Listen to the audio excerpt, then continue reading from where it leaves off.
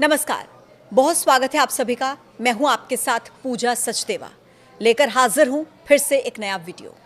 और आज के इस वीडियो में मैं आपको एक बहुत अच्छी खबर देने वाली हूं। एक ऐसी खबर जो मिसाल है भारत की एकता की, और ये एकता है आतंकवाद के खिलाफ। पक्ष विपक्ष नहीं, इसमें है भारत की बात, हिंदुस्तान की बात।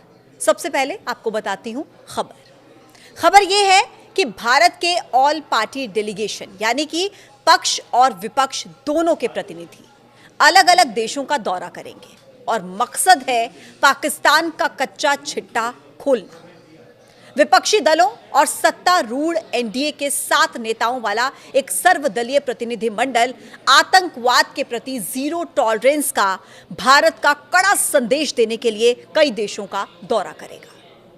भारत ने पहलगाम आतंकी हमले के मद्देनजर कूटनीतिक एक्शन लेते हुए पाकिस्तान समर्थित आतंकवाद को दुनिया के सामने बेनकाब करने का फैसला लिया है। ऐसा करने के लिए भारत, ब्रिटेन और अमेरिका जैसे अपने प्रमुख पार्टनर देशों में एक ऑल पार्टी डेलीगेशन भेजेगा। संसदीय मामलों के मंत्री किरण रिजिजू ने एक ट्वीट के जरिए पुष्टि की है कि 7 ऑल पार्टी डेलीगेशन आतंकवाद के खिलाफ भारत का जीरो टॉलरेंस संदेश लेकर प्रमुख साझेदार देशों का दौरा करेंगे। उन्होंने बताया कि कांग्रेस से शशि थरूर, बीजेपी से रविशंकर प्रसाद, जेडीयू से संजय झा, बीजेपी से बैजयंत पांडा, डीएमके से कनिमोझी करुणानिधि, एनसीपी से सुप्रिया सुले और शिवसेना से श्रीकांत शिंदे इन डेलीगेशंस की अगुवाई करेंगे। किरण रिजिजू ने यह भी लिखा, in moments that matter most, Bharat stands United. 7 all-party delegations will soon visit key partner nations, carrying our shared message of zero tolerance to terrorism, a powerful reflection of national unity above politics beyond differences। मतलब हिंदी में इसका मतलब यह है कि जो क्षण सबसे ज्यादा मायने रखते हैं उसमें भारत एकजुट होता है। जल्द ही 7 सर्वदलीय प्रतिनिधिमंडल प्रमुख देशों का दौरा करेंगे और आतंकवाद के खिलाफ हमारी साझा नीति को दुनिया के सामने रखेंगे। ये राजनीतिक मतभेदों से ऊपर उठकर राष्ट्रीय एकता का मजबूत प्रतीक है।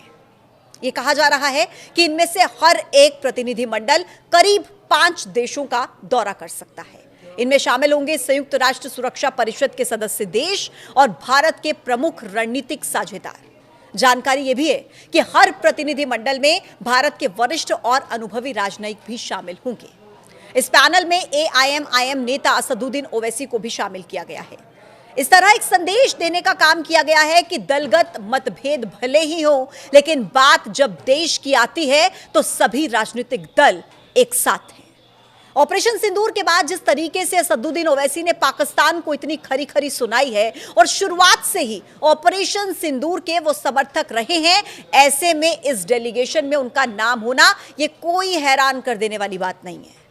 ऑल पार्टी डेलीगेशन में कौन सा दल किस देश में जाएगा ये जानकारी अभी सामने नहीं आई है, लेकिन ऐसा माना जा रहा है कि मुस्लिम चेहरा होने के नाते ओवैसी को मुस्लिम देशों को साधने में लगाया जा सकता है। दरअसल अंतर्राष्ट्रीय स्तर पर ओवैसी की छवि एक पक्के मुसलमान की है। ऐसे में जब वो मुस्लिम देशों के सामने भारत का पक्ष रखेंगे तो उनकी बात में एक अलग ही वजन होगा। ओवैसी एक राजनेता होने के साथ साथ काबिल वकील भी हैं, जो अपनी बात को तर्क के साथ, लॉजिक के साथ रखते हैं। ऐसे में वो भारत का पक्ष दूसरे देशों के सामने बहुत मजबूती के साथ रख सकते हैं। हालांकि शशि थरूर के नाम को लेकर अभी से विवाद की स्थिति जरूर है। कांग्रेस नेता जयराम रमेश ने एक्स पर एक पोस्ट किया। इसमें उन्होंने कहा कि कांग्रेस की तरफ से डेलीगेशन समूह के लिए दिए गए नामों में शशि थरूर का नाम नहीं था।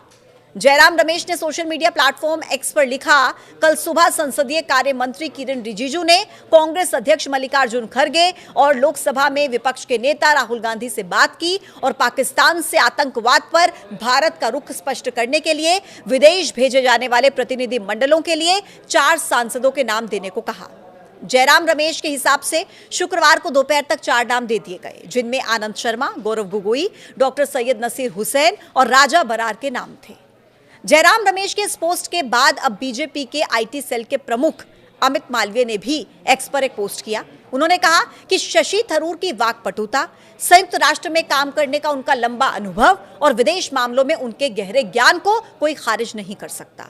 तो फिर कांग्रेस पार्टी और विशेषकर राहुल गांधी ने प्रमुख मुद्दों पर भारत की स्थिति स्पष्ट करने के लिए विदेश भेजे जाने वाले सर्वदलीय प्रतिनिधि मंडल में उन्हें नामित क्यों नहीं किया?